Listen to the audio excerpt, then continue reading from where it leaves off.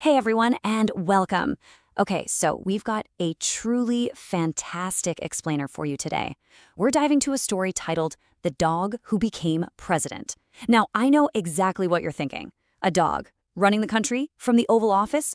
But as we're going to see today, this incredibly wholesome, funny story about a little pup with massive dreams is actually a complete masterclass in leadership.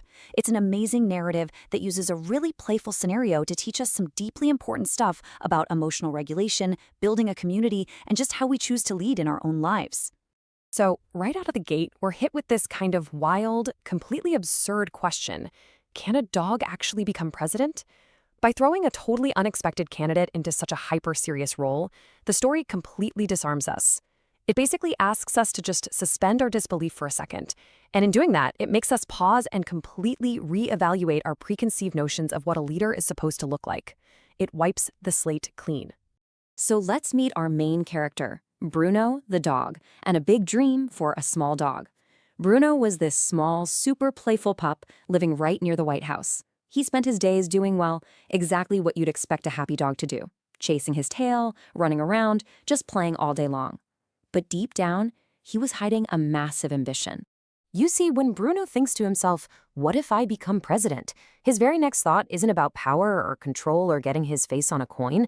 His motivation is literally just, I will make everyone happy. And that is the absolute bedrock of Bruno's character. His whole desire for the highest office in the land is entirely rooted in joy and service. He basically looks at this position of immense power as nothing more than a giant tool to spread happiness.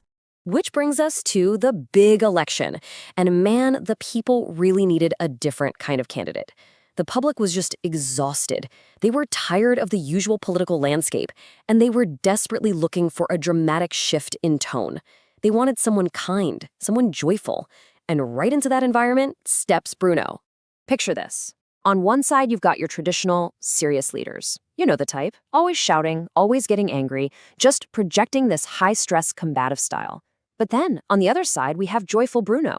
His whole vibe is just being kind, playful, and completely focused on bringing joy. It's this incredible contrast. It pits all that anger and shouting directly against pure calmness and friendliness, showing us that people were just fundamentally craving a softer approach to leadership. So how exactly does a dog campaign? Well, he keeps it brilliantly simple and totally authentic. His platform was literally, I promise more parks, more fun, and lots of treats for everyone. And the crowd's reaction? Instantaneous. They were laughing, they were cheering, they were absolutely eating it up, shouting for Bruno. His platform of simple, accessible joy completely won over their tired hearts. And here is the crazy part. Bruno actually won the election. No way, right? The small, playful dog who used to just chase his tail actually secured the presidency. It's such a funny, triumphant moment. But while it's hilarious that a dog is now the president, it also signals that we're about to learn something really important from how he handles this massive new responsibility. All right, moving on to President Bruno's roles leading from the big office. Transitioning from a fun candidate to an actual effective leader is a huge leap. But Bruno, he didn't overcomplicate things. He didn't set up massive, confusing bureaucracies. Instead, he established his new administration with rules that were incredibly simple, but undeniably kind. His big guiding principle was just, let's be kind, share, and make everyone smile. I mean, think about how radically different that is from your standard executive orders.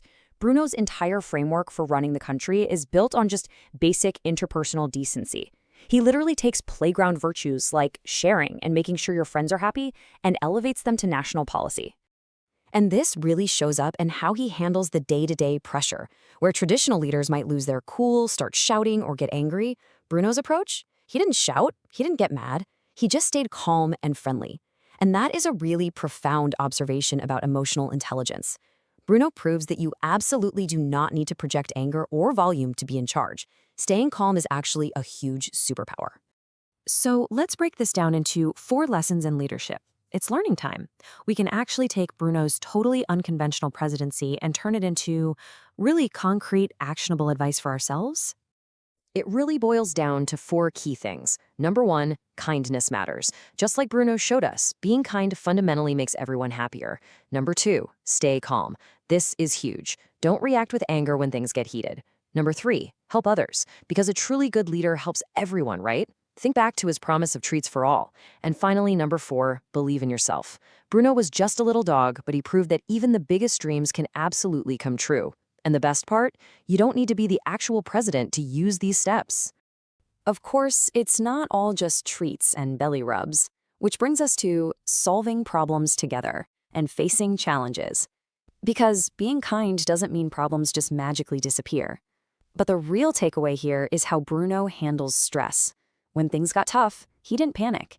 He never reverted back to the shouting of those old serious leaders. When a problem popped up, his response was just so perfect. Let's think and solve it together.